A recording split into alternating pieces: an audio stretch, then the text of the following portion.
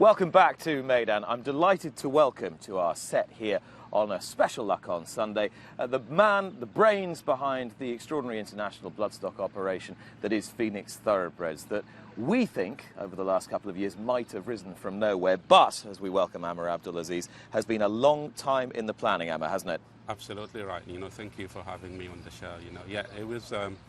It took about 5 years of planning, to be honest with you, before we went live.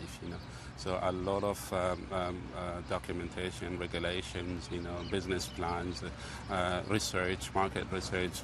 Since we decided to operate in Northern Hemisphere, Southern Hemisphere, that requires us to do all the research, and then go into the authorities in Luxembourg, which is one of the most difficult jurisdiction to register a fund, convincing them, to accept it and, go live as a fund. It took a bit of time, actually. Drafting the PPM, which is the Placement Memorandum Association, that takes a lot of times, lawyers and everything. You have to cover everything from A to Z, the investors, the risk, insurances, many other stuff, before you go live.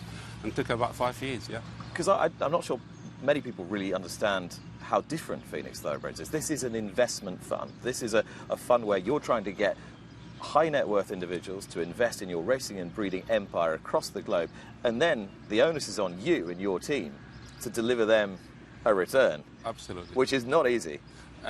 A lot of people say it's not easy. You're absolutely right. If you're focusing on racing, it's not easy. But what we're trying to do is to minimize the risk. We've got the breeding side of it, which is very important. A huge amount of money went there. The allocation, most of it, of the money went to the breeding side. So now we have stallions, everywhere between America and, Europe and Australia. We're also building our brood mares band, and increasing it on a quarterly basis. Now, the racing side of it is a small portion. Basically, the way we had to go with racing is to promote the fund. We would like to give our investors the opportunity to come to the races, network with a lot of people, open up doors for them.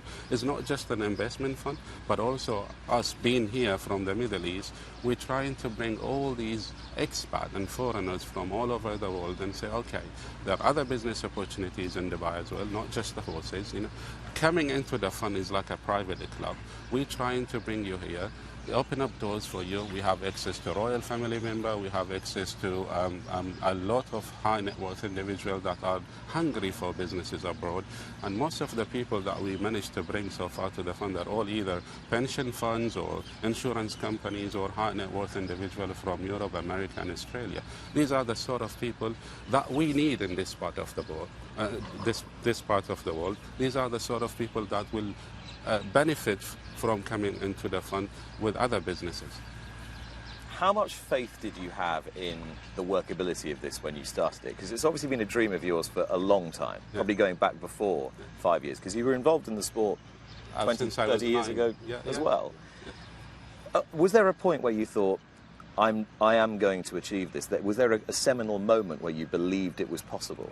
Absolutely. So I worked for top 4 multinational companies in the past. I was a regional manager for British American Tobacco in the region, then became a regional manager for Philip Morris, Coca-Cola, managing 22 countries, Merrill Lynch when I first graduated from the US, and finally Bloomberg.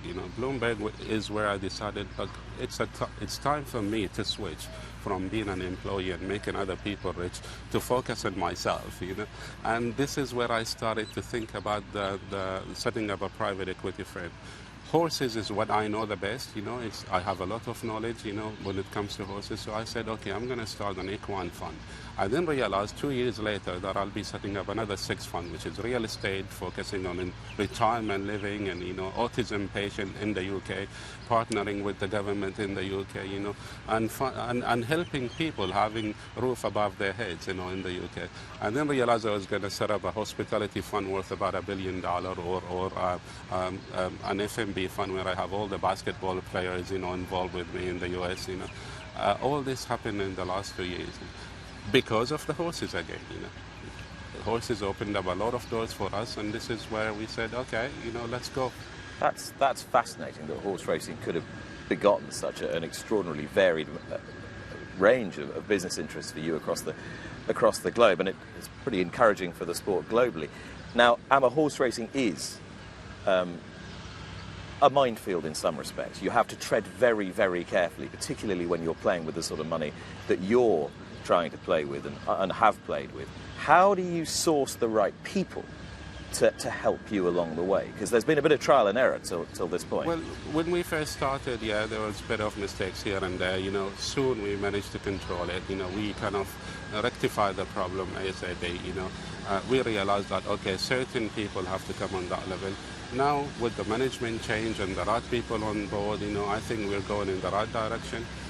We have some good people, Dermot Franklin, well known in the industry. He knows the Southern Hemisphere, Australia market very well, and he also knows the European market. We've got Tom that comes from a huge background, and there are other people that are not in the scene, 25 people at the back that are working with us, but they're not in the picture all the time, whether it's a breeze-up sale, yielding sales, wheeling sales, and broodmare sales, or buying stallions, So the operation gone within 2 years from just Amer Abdulaziz to a big brand now. It's a brand. It's called Phoenix. It's no longer Amer Abdulaziz. It's a brand, and that's what we're aiming for.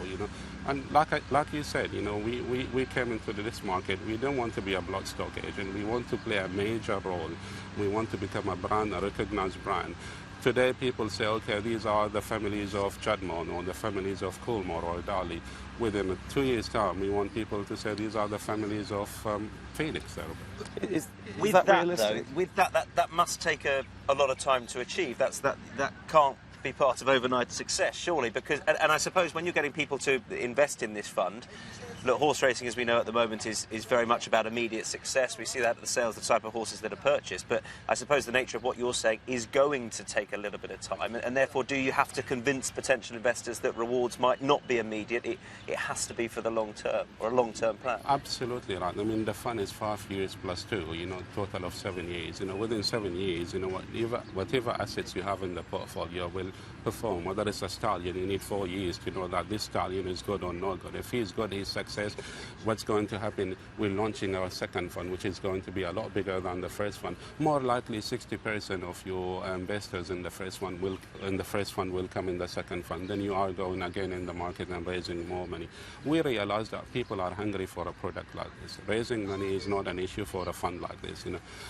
We never thought that we will be received that way, but when we went into the market and we went to pension funds and insurance companies, they looked at the financial. They have no knowledge of racing, but we had to educate them. So fund number 2 is going to be a lot bigger, and then whatever is performing in fund number 1 will be flipped in fund number 2. So yes, to build an operation like that, you need about 10 years, and then the money start rolling. Yes, you're absolutely right. But you think that 5-10 years from now, people could be talking about Coolmore, Juddmonte, Phoenix on the same level of heft and commercial power within the international racing firmament? We're very optimistic, we're very determined, and I can say yes. And do you have good relationships already with those stallion houses and those big players in the sport? And do you need to forge strategic alliances with them? We are into partnership with most of them. I mean, we like to. That's the idea. We have no enemies. We work with everyone. We try to work. We try to partner with everyone. And this is how, in a private equity setup, how do you grow your business? Is by acquisitions, and this is what we're trying to do. Implementing the private equity strategy into the horse business. So when we say we want it to be on that level, is via acquisitions, basically. Which country do you think is most important to you from a racing and client perspective? Well, if you're talking about investment, I would say Australia is number 1, US is number 2, in terms of investments. Australia market is very lucrative. If you have a good 2 years old and it goes and win the Golden Slipper, you have a $30-40 million stallion there, which is very good. Plus the Australian market, everyone is involved in it. America, the prize money is huge. For us to be there, we're focusing on that market. For us to be there is very important. Now, for prestige, I would say the UK market is a must. So the prize money, of course, we all know, but if you have a horse that goes and win a Group 1 race, the value of the horse is enormous. So prize money and the low levels of prize money in the UK, which have been talked about so much recently, they wouldn't deter you from investing? Absolutely not. What we're looking at capital gain here, not the prize money. And in our business model, the prize money is not even that. What we have is the capital gain. and the breeding side of it. So whether it's $1 million or not $1 million or even a £5,000, that's a bonus for the fund. And Tom, you've seen the impact that Amer's syndicate or fund and particularly the ladies syndicate has had here in Dubai this carnival. Yeah, I mean, for you to win with the 2-year-olds, the rising 3-year-olds as they were back in December, the first 2 domestic races here you won with Walking Thunder and Superior. Am I right in thinking that Ahmad, the trainer, bought those horses? You're absolutely right. I met Ahmed at the sales, and he bought the horses before I started talking to him, and he was looking for some buyers. I said, consider it done, but it's not going to be under the Phoenix banner. We realized there is, when we were marketing the fund, we realized there is a lot of ladies who wants to be part of the fund. So this is where the idea came from, and this is where we said, okay, why not, away from the fund, set up a ladies syndicate where people can come and put $2,000 and throw it and buy a share in a horse, and that's the idea came from there actually. So I told Ahmed, we're going in, we're buying all the horses. And there's been Golden Jaguar as well, who won on the dirt at Jebel Ali and then went on to win at the turf. You may have 3 horses now running in the UAE Derby in 3 weeks' time, and they're all in those colours. Well, all in those colours, yes. For the Phoenix ladies? For the Phoenix ladies. So, yeah, they've got 3 horses at the moment. That's Golden Jaguar, Walking Thunder, and Superior. They're all going to the Derby, We're lucky to be there. With 3 horses, it gives us a better chance to win the Derby. And I've seen that they're slightly different groups, but just to confirm, the Phoenix Ladies Syndicate, which exists under the Phoenix banner, or your banner, but they are, as you say, all ladies out here who come and form part of that syndicate and enjoy their time at the races. But it's not just about that, as you're saying. There's also, it's bigger than that. Everything that we do has to be bigger than that. I mean, we do things, when we sit and discuss things and we put strategies, we have a big plan for it. When we set up the ladies syndicate, we were thinking about the UAE, first, and then from here, we wanted to be an international brand. And this is exactly what happened. From here, we went to Australia. We bought our yearlings for the Australian branch, under the ladies syndicate. We are also going to Europe this year and buying horses under the Phoenix and the US and Saudi Arabia. This is the point I really want to pick up on, is the creation of an international brand and the effect that might have on the awareness of horse racing globally. And I think other major commercial interests and stallion stations are trying to do the same thing, make themselves more commercial and make themselves more brand aware. Is that something that you are prioritising and you think the sport needs to prioritise?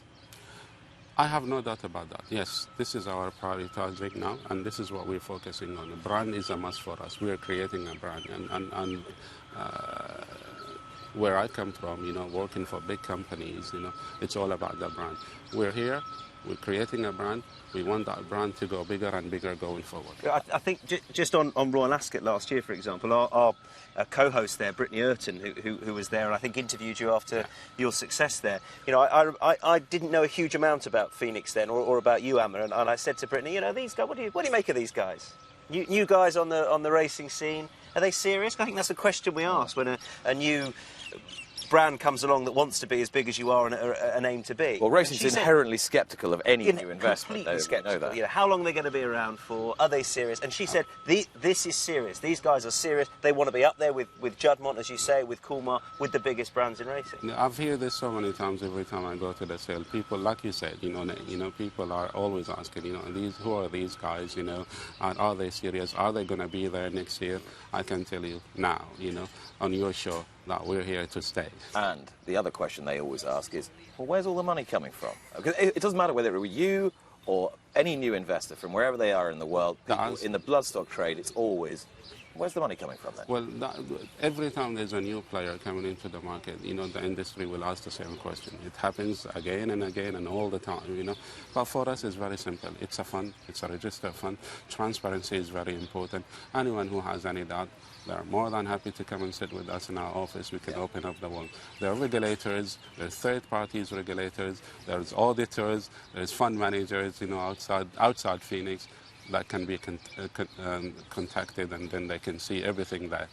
But we're not going to go we're not going to go there and answer each and every question and everyone that come and ask that question. We have a mission, and we're focused on our mission. People can say whatever they want to say. We're here to stay. We have a mission. We want to build our brand, and we want to make it bigger and bigger and compete on a higher level. Amer, thank you very much for joining us. Thank you, on sir. Luck on Sunday, Thank you. and best of luck Thank for you. this season. I can't let you go without asking, on whose shoulders are you pinning most hopes for 2019? Who is going to be the flag bearer for Phoenix? Here in Meydan or abroad? Anywhere in the world. We've got some beautiful 2 years old in America. We've got about 60 this year. 60? Yeah. And we bought some nice yearling last year, so we've got some nice horses in America. Australia also, we have a lot of good 2 years old. Loving Gabby is running in the Blue Diamond soon in about 2 weeks' time. Ocean Murphy is flying there to ride her. In Europe, we've got Cadal, we've got Magic J, we've got Advertise, Senora Cabello, and also the newcomers. We are also going into the market and buying some good horses before, the Royal Ascot start. Anything that is good when we see them, and they can run and they perform well, we have no problem to acquire them. Any plans to have a runner at the Cheltenham Festival anytime soon? Phoenix jumps. The time will come for that one day. You never know, but we might come up with an idea and say, all right, we can go into jumps. But in the UAE, we've got some nice horses as well. I'm a true believer on Gronkowski, and I think Dubai World Cup you'll see a different horse. Trainer loves the horse. He's keen on him. And although Cabezano last night kind of demolished the field, but still, we've got a good horse. And what Gronkowski does as well is he doesn't just give you a live chance in a race like that. He also adds to the PR side of things, surely. Yeah. The fact that it is Gronkowski's name on board with Phoenix Thoroughbreds. That was pretty well exhausted last year, wasn't it? But is that principle important, and is that something you'd like to roll out and replicate in the future? Absolutely right. I mean, Nick was there last year at the Belmont, and we've seen, having a celebrity come into the race, kind of increase the number of audience. And that's why we name our horses, after, big athletes. In Europe, we've got Mo, for example, and in America, we've got, again, in Europe, we've got Magic Johnson, which is one of the biggest basketball player, LeBron James in America, another big basketball player. So Serena Williams is coming soon. So we have to replicate that. That's good PR for the fund as well. What have you called the Galileo colt that you bought for 3.2 million? Luck. Well, exactly. Luck on Sunday. I think that's a brilliant. Well, I like that. Well, consider it done. I give you my permission, Amer, to name this 3.2 million Galileo Luck on Sunday. Thanks. She's training. She's doing extremely well. Carlberg is very happy with her. So her name is Luck of Sunday now.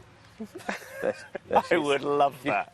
You heard it here first. I'm not sure Carlbert's going to be happy about that at all. Amer, thank you very much indeed. Thank you. Lovely to see you, and best of luck. Thank you, sir. Wherever Thanks, Amer. racing takes you around the world this year. Thank you so much. Amer Abdulaziz. He may well have a runner at the Cheltenham Festival next year. When you rejoin us after this break, we will be looking ahead to Cheltenham and looking back on all the drama of Sandown Park, plus all the news from this week.